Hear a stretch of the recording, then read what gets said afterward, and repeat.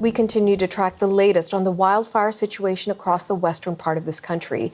A dangerous wildfire that started in British Columbia has now crossed over into Alberta.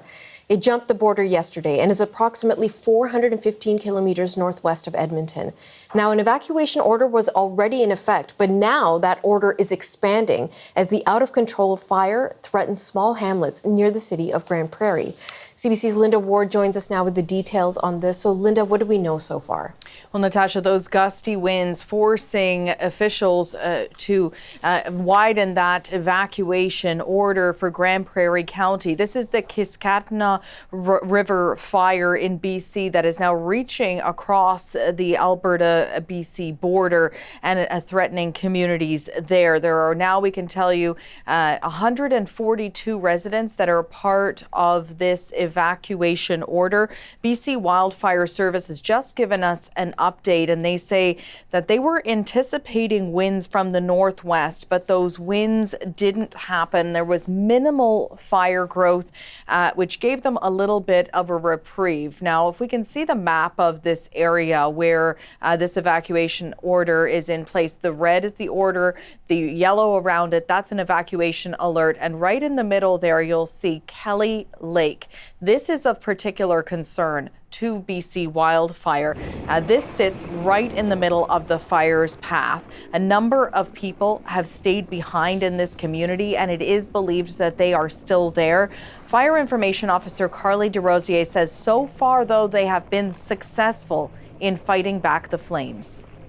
So we have not seen the fire front itself encroach on the community, and continuing to work. That is our number one priority on this incident, is to protect life and property. So Kelly Lake does remain a top priority for structure protection and wildland fire crews. But as it stands right now, minimal impact to the community of Kelly Lake. That update only moments ago. She says that there are 60 crew members working on structure protection, 117 wildfire crews from BC, as well as crews from Alberta that are working side by side in order to protect this community.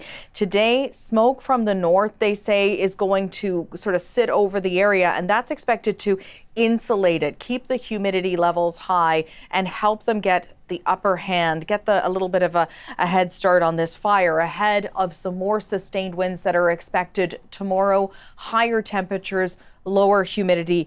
More evacuation orders have been also issued for Peace River Regional District, both to the north and the south. But what we understand right now is that there are minimal residences that are impacted by this order to the north. No residents impacted to the south, but some oil and gas infrastructure that they're concerned about there, Natasha. All right, let's talk about a fire that's happening near Fort Nelson, British Columbia. What can you tell us about that? Yeah, and consequently, this is affecting the Dawson Creek, Fort St. John, Fort Nelson area, an area where a number of the evacuees from the Peace River Regional District have been told to go. So this is the Summit Lake fire. This is affecting the Fort Nelson First Nation. They have issued an evacuation order for the Kanta area last night, upgraded an alert as well for the Fontas area to an evacuation order as well.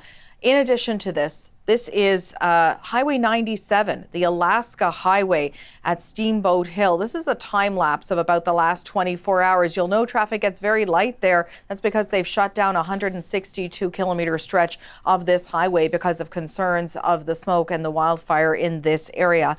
This, Natasha, is very rugged terrain. There's a lot of fuel and very few fire breaks. This is what is making people very concerned, especially with these gusty winds that are expected to come in and add even more fuel to this fire.